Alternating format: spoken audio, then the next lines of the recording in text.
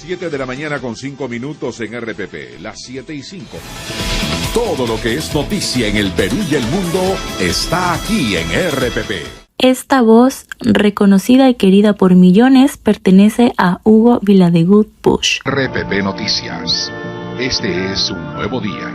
Bienvenidos al nuevo día. Desde 1986 ha sido la compañía matutina de los peruanos, transmitiendo noticias y emociones con su tono inconfundible. El idioma es universal en todos los pueblos. Dicen que las verdades duelen, pero yo diría que en realidad las verdades hay que saber decirlas desde la radio. Para nosotros es un honor tenerte acá y te agradecemos mucho por brindarnos la oportunidad de conversar contigo el día de hoy. Gaby, para lo que sea útil, muchas gracias por la invitación y un saludo especial para quienes puedan vernos. Y de la misma manera, para vuestro profesor, me decías, era el profesor Bonilla. Profesor Bonilla, claro que lo recuerdo. Un fuerte abrazo para él. Muchísimas gracias. Bueno, queremos comenzar hablando acerca de tu infancia. ¿Cómo describirías tu infancia y cómo crees que influyó en tu decisión de carrera?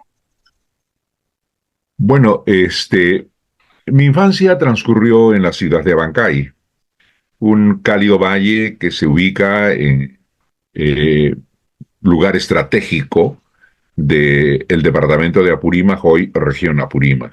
Es la capital de esta parcialidad. En esta ciudad yo hice el jardín, la primaria, la secundaria, y en forma vital podría decir que empecé en la escuela primaria donde no se conocía. No se conocía en Abancay mayormente un equipo de sonido, me refiero a un altavoz, micrófonos, ese tipo de cosas. Yo creo que había muy pocos o no había. Porque además la luz eléctrica era un artículo casi de representación, ¿no? Era tan débil que cualquier cosa, una plancha eléctrica, algún artefacto de alto voltaje, pues hacía volar los fusibles. Todas las casas tenían un limitador para usar determinado número de focos. Era en realidad una casa, una situación casi primitiva, ¿no? Porque vivíamos alimentados por la luz eléctrica de una central muy pequeñita, ¿no? Una central eléctrica muy pequeña. Bueno, entonces por eso los equipos de sonido eran muy escasos o no existían. Entonces la escuela prevocacional 661, en la que yo estudié parte de la sección primaria, parte del nivel primario,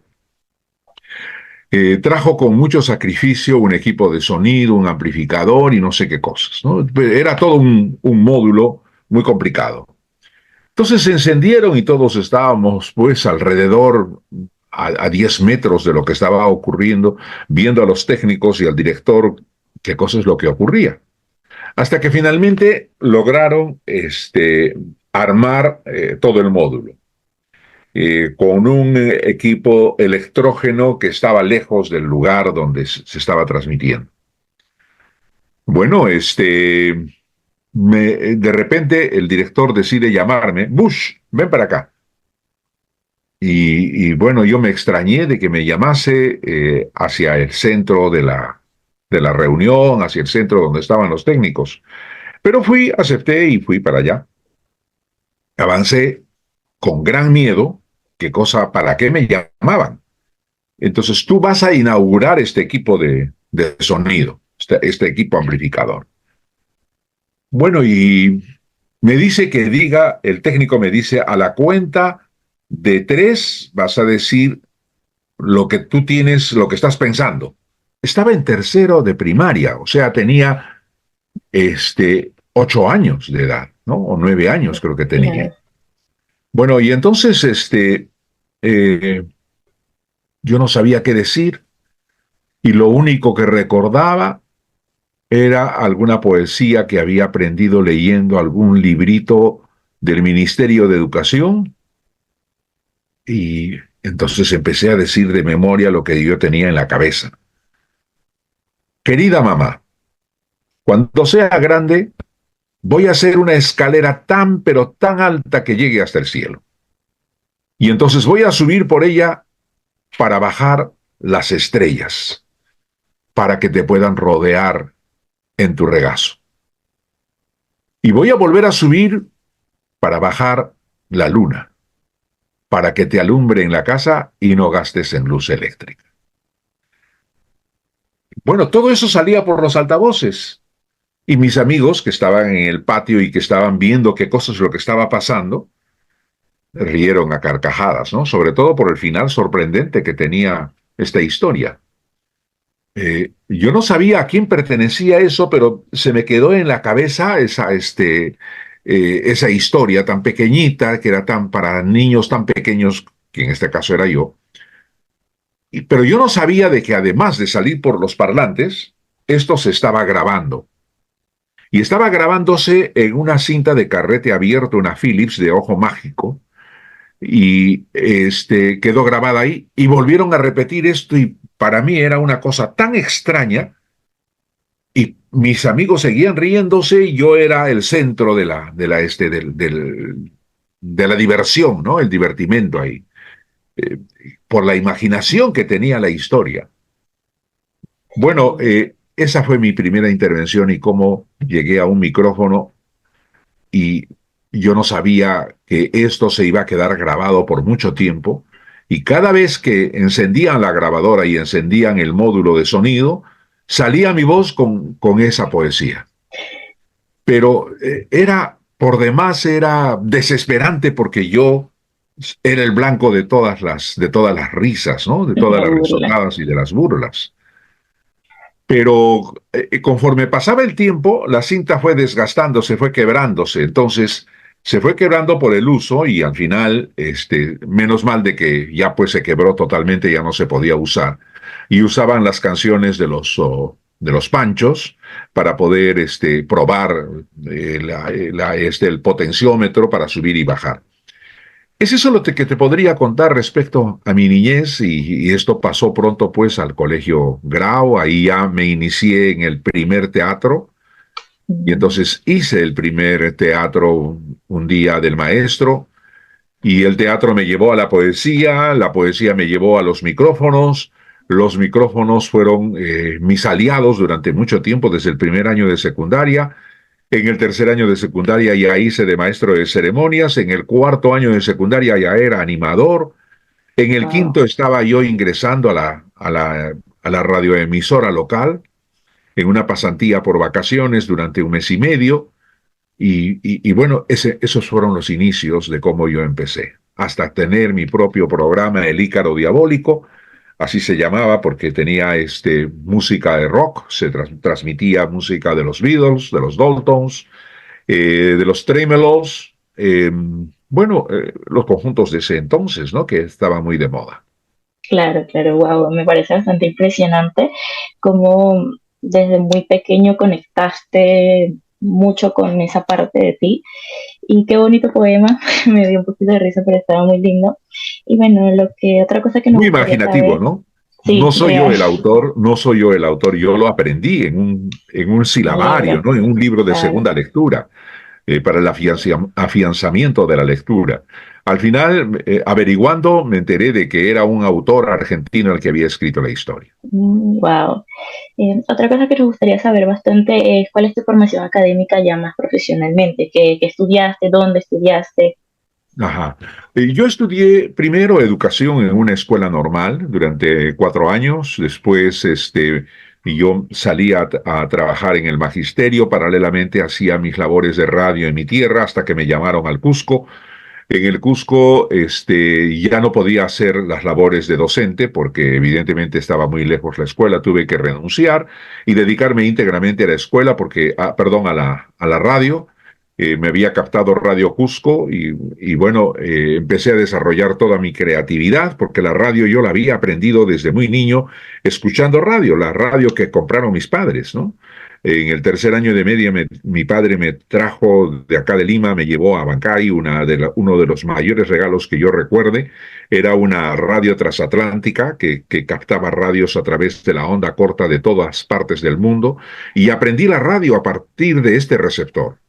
Este receptor me trajo ritmos, estilos, voces, programas de la BBC de Londres, principalmente era mi radio favorita, La Voz de América, Radio Francia Internacional, Radio Nacional de España, Radio Rivadavia de Argentina, Radio Minería de Chile, Radio Progreso de Bolivia, HCJB de Ecuador. Son radios en las que yo me he formado, en las que yo escuchaba a los grandes locutores, a las grandes voces, ¿no? En los 49 metros, en los 31 metros, en los 60 metros, que era la banda tropical, que entraba como en su casa en esta radio, porque era transatlántica, era una radio muy poderosa, ¿no? Entonces eso fue en el tercer año de media. Y a través de eso yo aprendí la radio, y cuando me llamaron a Radio Cusco, yo desplegué toda mi creatividad, porque sabía de discos, sabía de artistas, sabía la vida de los Beatles, sabía la vida de Elvis Presley, y entonces eso era la base que yo tenía. Entonces entré a la universidad, estando en el Cusco, porque no había universidad en mi tierra natal, y entonces estudié Derecho, 2 semestres en la Universidad Andina del Cusco. No pude seguir porque realmente no se podía. Los cursos estaban en la mañana, en la tarde, en la noche, estaban en todo sitio, y yo no podía cumplir ni con la radio ni con la universidad. Entonces tuve que abandonar los estudios hasta que me vine aquí, captado por Radio Programas del Perú, RPP, y entonces pude ordenar mi vida, y entonces retomé mis estudios de educación, convalidé mis estudios de bachiller, luego los de licenciatura, y obtuve eh, ¿cómo se llama? La licenciatura de educación. Luego estudié la maestría en educación superior y finalmente estudié el doctorado, ¿no? Y cuando me estaba graduando paralelamente, yo seguí una maestría en la Universidad San Martín de Porres sobre prensa y comunicación digital. Entonces, esa es mi formación, ¿no? Mi formación es educación básicamente y una maestría en comunicaciones y periodismo. No, qué interesante, de verdad que me pareció bastante interesante la parte del derecho. O sea, ¿por qué te inclinaste por esa carrera? ¿Qué fue lo que te motivó? Porque, bueno, ya me contaste por qué la dejaste, pero aparte de eso, ¿qué otra cosa te hizo sentir que no podías seguir en esa carrera? Bueno, esta carrera yo la seguí porque me gusta a mí la lógica y la filosofía. Y entonces yo sabía que el derecho era para eso, ¿no? Entonces seguí, pero como te digo, el problema eran los horarios dispares que había. No era posible, salvo de que uno quiera ser exclusivamente estudiante o exclusivamente trabajador, una de las dos cosas. Y yo ya no tenía opción a dejar de trabajar. Yo ya había iniciado mi trabajo en la radio y era un trabajo muy codiciado, que no todo el mundo tenía acceso. Ganaba para la época, ganaba bastante bien. Para un joven de 22 años, 23 años, era un gran sueldo el que me habían asignado. Ganaba comisiones por venta, tenía una serie de cosas, una serie ¿cómo le podríamos decir?, de plus. Y entonces estos plus me llevaron pues a aceptar y a estar presente en la radio permanentemente, casi desde las 7 de la mañana hasta las 7 u 8 de la noche, 12, 13 horas de trabajo, ¿no? Wow, sí, impresionante. Y cuéntame cómo fue, o sea, cómo y cuándo fue que llegaste a RPP. Yo estaba en el Cusco trabajando en Radio Sur. Ya había dejado Radio Cusco con el dolor de mi corazón. Yo quería mucho esta radio porque me dio la oportunidad de salir de mi tierra natal para estar en un lugar mucho más grande que era el Cusco. Era otro mundo el Cusco. Yo tardé mucho tiempo, casi 2 años, para poder posicionarme en el éter, para posicionarme en el aire, pero yo ya identificaba la radio cuando fui captado por Radio El Sur. Entonces, trabajando en Radio El Sur, es que me escucha un ejecutivo de Radio Programas que había ido a Machu Picchu de vacaciones con otro ejecutivo de Panamericana, que era el gerente general. Y de regreso los dos escuchan casualmente la radio en la que yo estaba trabajando, y llamó a la radio el gerente para poder entablar una conversación conmigo, saludarme, y me dice: me interesa mucho tomar un café con usted y charlar un momento. ¿Qué le parece a las 4 de esta tarde? Porque mañana me estoy yendo a Lima. Entonces, a las 4 de esta tarde, ¿qué tal si intercambiamos algunas ideas? Está conmigo, era el señor Gregorio Tello, gerente general de Radioprogramas, y estaba acompañado del señor Cristian, ¿cómo se llamaba el señor? Cristian, bueno, no me acuerdo el apellido, ¿no? Eh, este, y está conmigo él acá y, a ver, entablemos una conversación. A las 4 de la tarde él ya estaba esperándome en el Salón Garcilaso del Hotel de Turistas del Cusco. Y entonces conversamos ahí y conversamos de todo, solo él y yo, tomando un café y charlamos creo que desde las 4 de la tarde como hasta las 8 de la noche. Pero hablamos de todo, del conocimiento del mundo, del Perú, del Cusco, de Lima, de Lima conocía muy poco. Hablamos de cine, hablamos de deportes, hablamos de política. Bueno, de las cosas que yo sabía. Yo ya tenía en ese entonces 35 años, creo.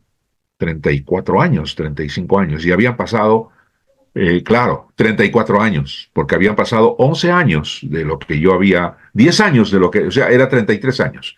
Wow. ¿No? Habían pasado 10 años de lo que yo me había iniciado en el Cusco. Yo me inicié en el Cusco en el año, cuando yo tenía 22 años, ¿no? Y entonces, eh, quedé conversando con él todo este tiempo y este, al final me dice, mire, me interesa mucho tenerlo en Lima. Y me invitó a hacer un casting en el verano. Estábamos hablando en el mes de agosto, medio año, un poco más allá. Y efectivamente yo fui a Lima de vacaciones y aproveché para visitarlos. Y hice un casting de 7 pruebas, todas dificilísimas. Entonces fui pasando una a una todas, sin saber que quien estaba detrás de estas pruebas era el mismo dueño de Radioprogramas, don Manuel Delgado Barca. Y entonces él dijo que se me captara, que yo me quedara en Radioprogramas. No pude ponerme de acuerdo respecto a mis saberes, ni a la forma de trabajo, ¿no? Había que levantarse a las 5 de la mañana y tú sabes que en Lima para estar en el aire a las 5 de la mañana hay que levantarse a las 3:30 y salir una hora antes para llegar a las 5 en punto. Entonces no era un asunto tan fácil de poder aceptar, ¿no? Era una situación bastante complicada. Entonces todo eso yo me puse a pensar y le dije, mire, mejor cuando me tengan realmente, me necesiten, llámeme en otra oportunidad, porque no me conviene el haber para tanto sacrificio, ¿no? Me regresé al Cusco y no nos pusimos de acuerdo. A medio año me volvió a llamar y me dijo, Viladebuz, ¿ya está usted listo? Sí, señor, pero tenemos que ponernos de acuerdo en el haber. Mire, en el mes de enero, por favor, yo quisiera contar con usted. En el mes de enero yo también estaba, no en el mes de enero, sino en el mes de febrero yo estuve casualmente por Lima, aquí en Lima, en uso de vacaciones, pero estaba pues alojado en otro sitio, ¿no? Yo no había ido con ganas de poder volver a hacer un casting ni nada, ¿no? Yo no tenía idea de eso, no tenía mucho atractivo. Hasta que finalmente un funcionario de la empresa, el señor Denis Vargas, se presenta a mi alojamiento, al domicilio donde yo estaba alojado, y me dice que me estaba esperando al día siguiente el señor Gregorio Tello para conversar conmigo. Al día siguiente, a las 9 en punto, yo estuve en la gerencia general de radioprogramas, y entonces me hizo una proposición que yo no podía negarme. Era mucho más de lo que yo pensaba, era un buen haber para mí en esa ocasión. Y me fui quedando y decidí quedarme porque la radio me daba pasajes para mi esposa para que liquide todo lo que tenía en el Cusco, me daba ventajas para poder empezar, conseguir un departamento en alquiler. Bueno, una serie de facilidades como para no negarse, ¿no? Para no negarse ya, para no decir, se va si no le doy esto. Entonces, a cada cosa había una solución, para todo había una solución. Ya no regrese usted está trabajando a partir de mañana. Y yo al día siguiente ya estaba a las 5 de la mañana en el aire. Y desde entonces nunca he dejado de trabajar en ese primer horario, que es el horario estelar de radioprogramas. Estamos hablando de hace 38 años. Wow, qué increíble. Yo sé que la historia es aburrida y vas a tener que estar preguntándome una y otra vez para que pueda ser más ágil la conversación, porque Yo estoy contando la historia de manera tal de que yo creo que la gente se está durmiendo, ¿no? No, está muy, muy interesante porque es como aprendizaje, por lo menos yo lo veo como aprendizaje porque es increíble ver cómo salen estas oportunidades, ¿no? O sea, las oportunidades a veces uno cree que no, pero salen de repente y lo bonito de estar preparado también para estas oportunidades. Sí.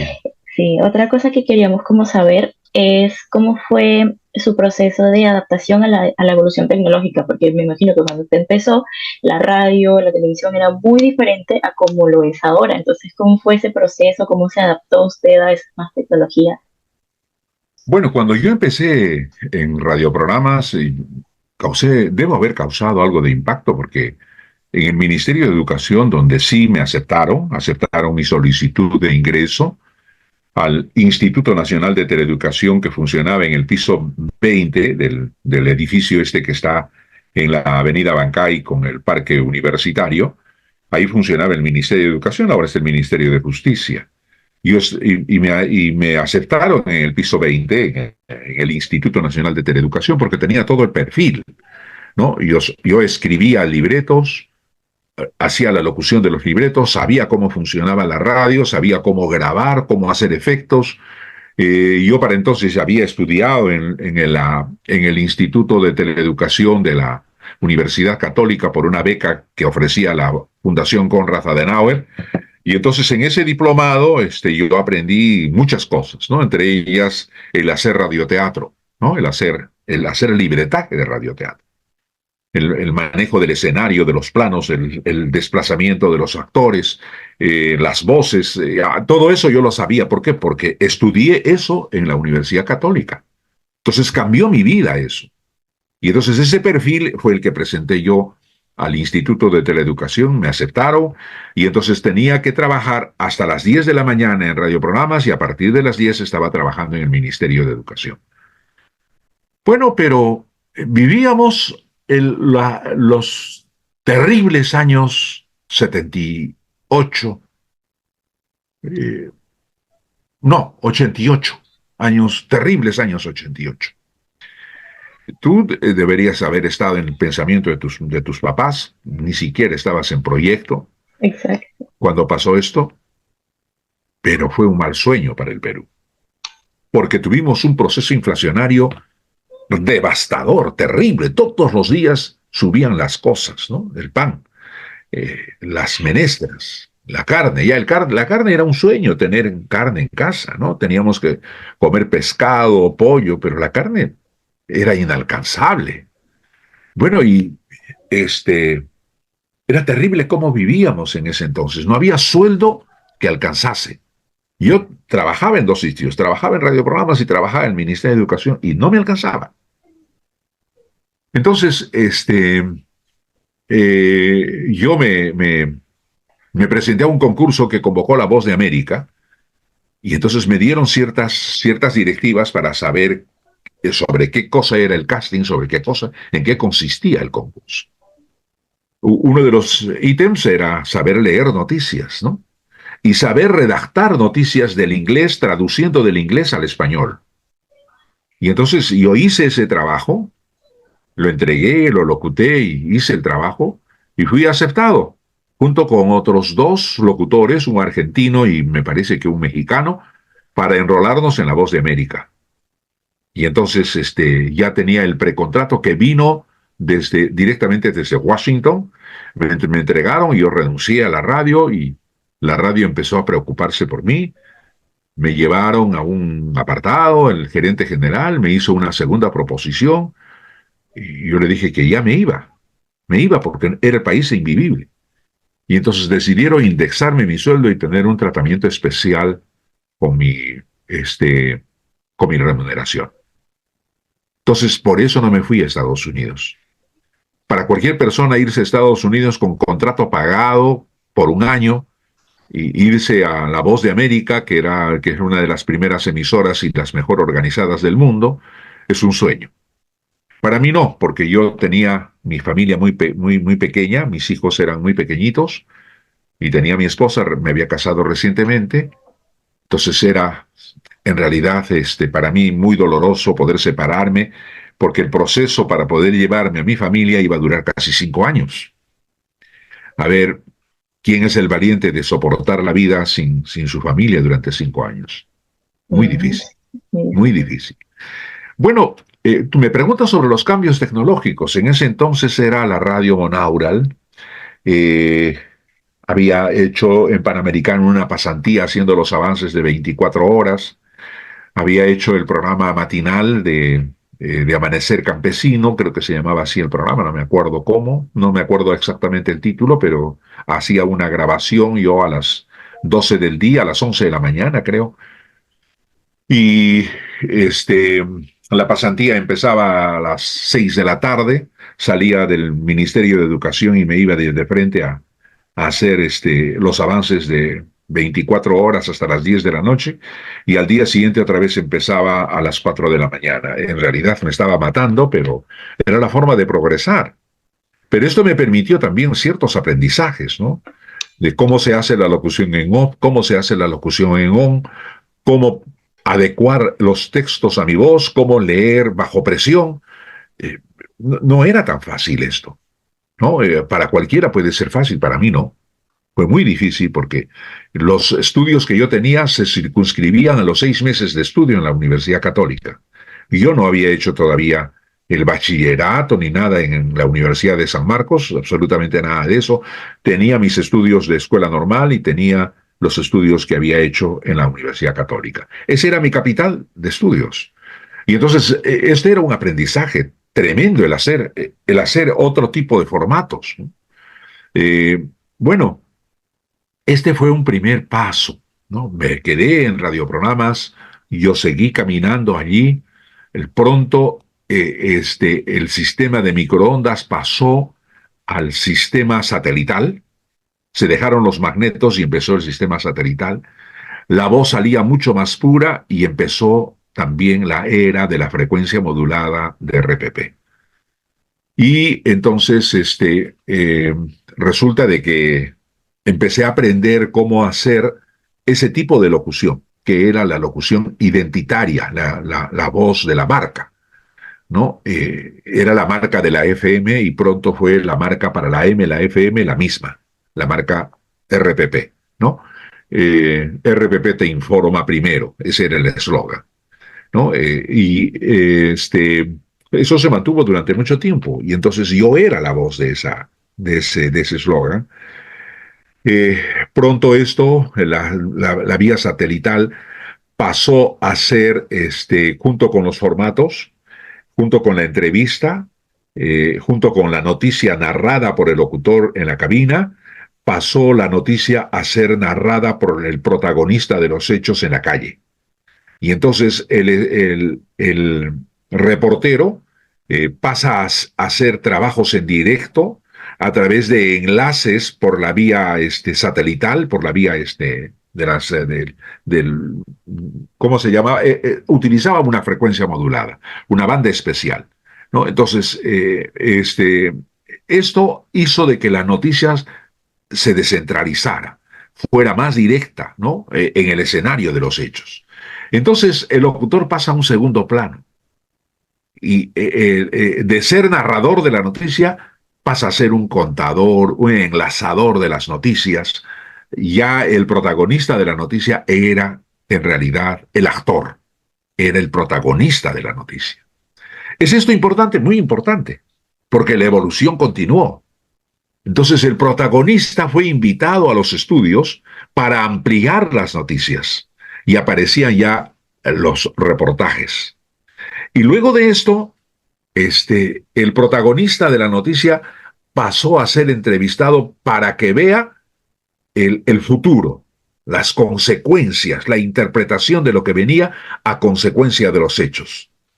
Entonces estamos hablando de hechos pasados a hechos presentes y de hechos presentes a hechos futuros. Y aquí nos hemos anclado hasta este momento, ¿no? La noticia en este momento es importante para el oyente porque la radio tiene que interpretar el futuro. ¿Cuáles son las consecuencias de los hechos de hoy o de las conductas de los personajes de hoy? ¿Qué hace la señora presidenta de la República y qué cosa va a hacer después? ¿Qué va a pasar con las inconductas de los políticos y cuál va a ser la consecuencia en el futuro?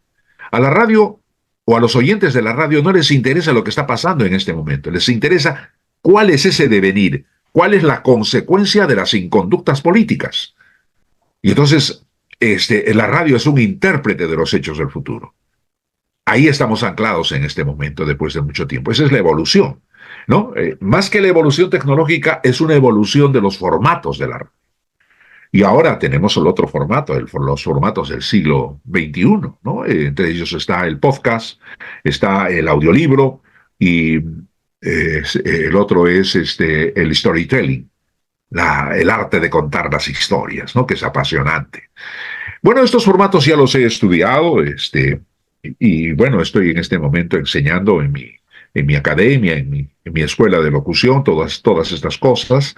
La locución nunca va a pasar de moda, siempre va a haber un momento para poder hablar acerca de la altura, que es el volumen de la voz, va a haber ocasión de ver la velocidad, que es la forma de administrar el aire, va a haber la forma de cómo proyectar la voz, que es la impostación, no es como dicen algunos, el fingimiento de otra voz que no es la tuya. No, la impostación significa proyectar la voz a través de los resonadores, porque toda la faz de la cara es un parlante.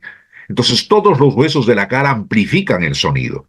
Y ese sonido que en este momento, por ejemplo, es un sonido glótico el que estoy haciendo, pronto se convierte en una voz que se amplifica. ¿Qué estoy haciendo? Estoy haciendo uso de los resonadores, es decir, estoy haciendo el proceso de impostación de la voz, ¿no? Entonces, el sonido glótico deja de sonar adentro para salir hacia afuera, pero no solamente a través de la boca, sino a través de los resonadores que se ubican en la faz de la cara.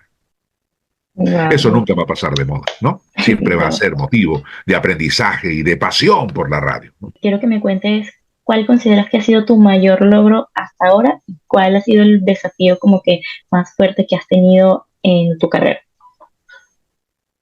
Bueno, ha sido un reto para mí optar el grado de doctor.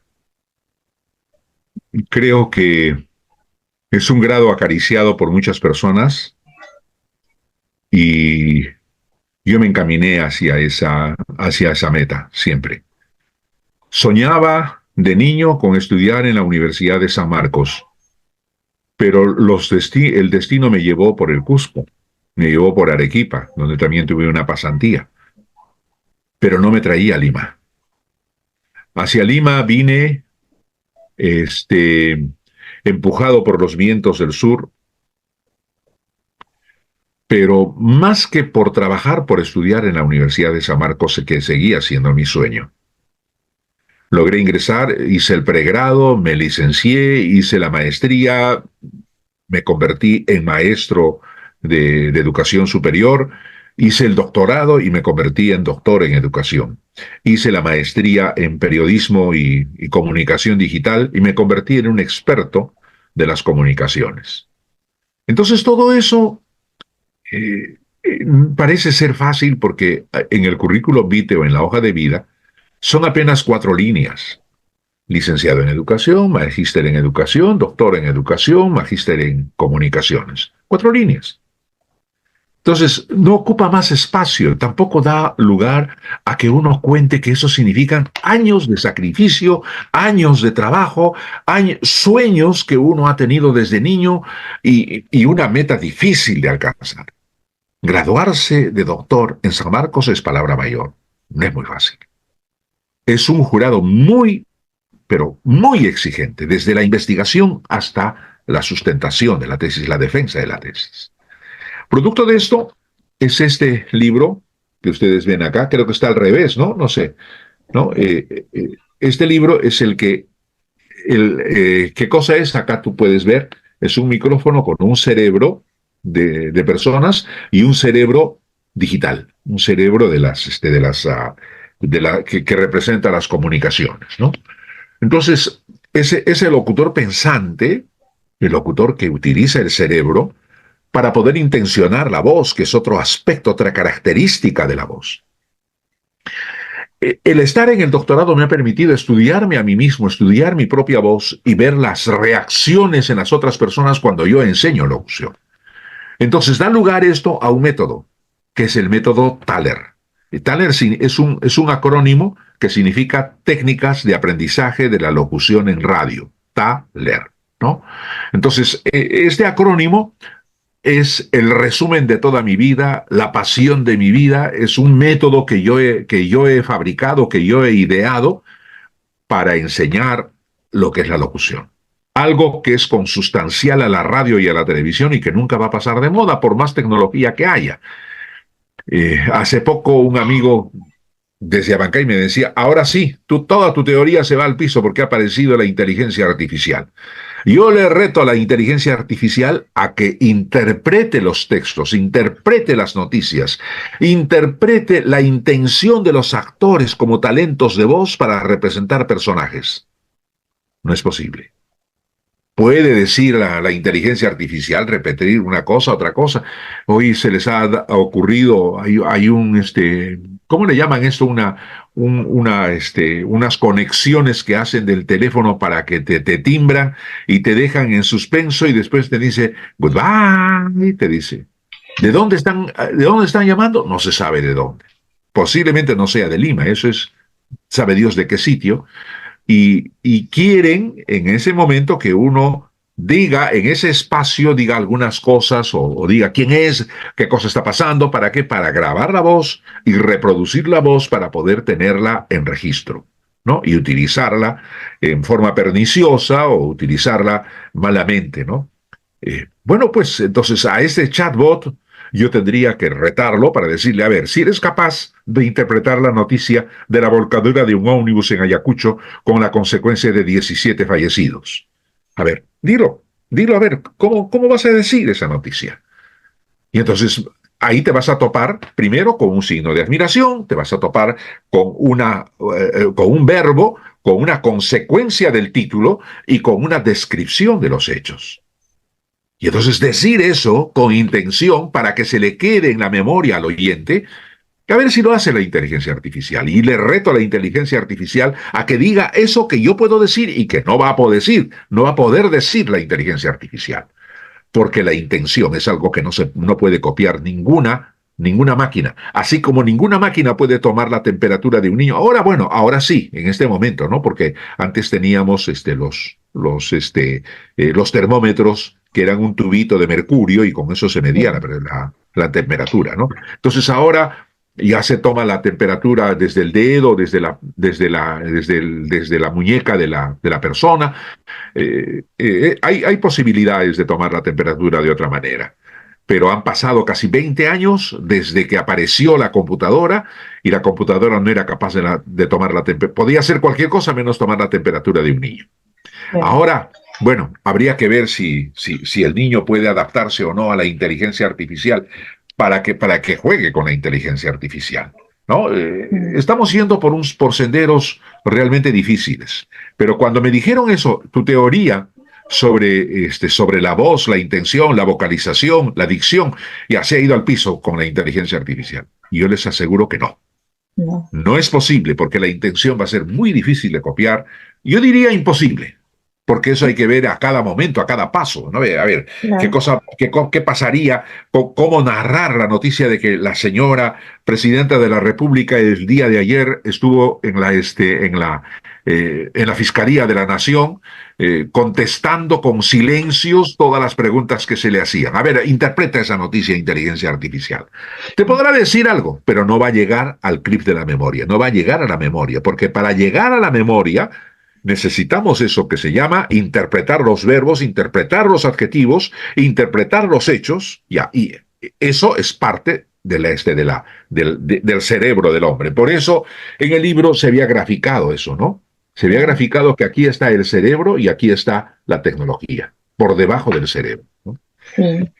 No, y también, bueno, ya que hablas de la inteligencia artificial y todo eso, creo que no te va como te dijeron, no va a quitar tu trabajo, porque siempre va a hacer falta el lado humano, siempre. O sea, el lado humano es imposible de replicar, una máquina no puede pensar y sentir como un humano, tampoco puede, como tú dices, conectar, ¿no? Hechos Y aparte, la creatividad, ¿no? Porque cada ser humano es diferente y tiene una forma de contar las historias y creo que es algo que no va a poder replicar. Tienes toda la razón. Y bueno, ya que nos mostraste tu libro, esa era la última pregunta que tenía, quería saber qué te inspiró a escribir el libro y qué mensaje esperabas transmitir a los lectores a través de él. Que el habla personal es algo con el que nacemos, pero no nos enseñan a hablar. Nosotros aprendemos a hablar, interpretando las estructuras que tenemos en la base del cerebro, porque el cerebro es como una computadora que tiene una base. Las computadoras vienen hasta nosotros con el Windows, que es el chasis, ¿no? Ese es el hardware. Y entonces el software va instalándose con Word, con PowerPoint, con OneNote, Excel, esos programas de acuerdo a las características de cada quien. Eidos, por ejemplo, es un programa para arquitectos, para ingenieros. Hay un aplicativo para cantantes, para compositores de música, de instrumentistas. Bueno, cada quien, la computadora la va convirtiendo a sus necesidades, ¿no? En el caso del hombre ocurre lo mismo, nace con un hardware. ¿Y ese hardware qué cosa es? No es un Windows, ese hardware es la herencia genética que uno tiene desde tiempos inmemoriales. Entonces, en esa base se van instalando todas las letras, todas las palabras. Se va instalando eso. Y la forma de hablar de repente está, sin que uno se dé cuenta, el niño construye oraciones completas con mi mamá me mima, amo a mi mamá ama a mi papá. Mi papá ama a sus hijos. Bueno, hacen miles de oraciones, pero con esta característica, con esta estructura, sujeto, verbo, predicado, sujeto, verbo, sujeto, predicado, y en el predicado los complementos directo, indirecto, circunstancial. Vemos que un sujeto es complicado porque tiene 3 sujetos, 4 sujetos, o un sujeto con un modificador, con 2 modificadores. Ya, el niño, ¿cómo habla con esas cosas?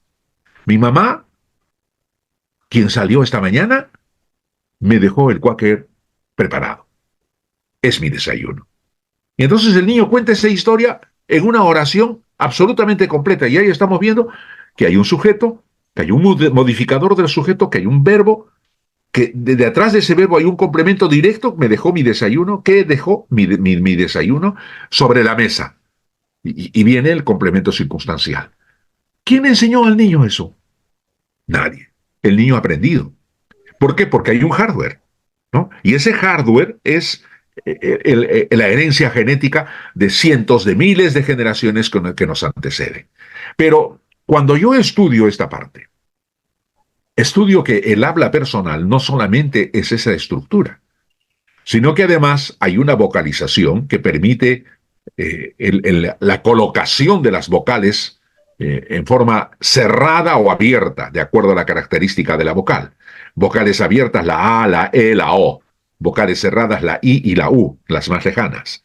Y entonces esas vocales tienen que combinarse con las consonantes y suena la dicción, la manera correcta de diccionar. Y el léxico se va ampliando de esa manera. ¿Para qué? El objeto es llegar a la memoria de las audiencias, llegar a la memoria de quien te escucha. Y entonces ese clip de memoria es el objetivo de toda persona, no solamente de los locutores. Entonces ese es el habla personal. Y el perfeccionamiento del habla personal es una tarea que uno debe de proponerse desde el colegio, la universidad y el desempeño de la profesión, ¿no? Entonces vamos a tener por eso personas creíbles y no creíbles.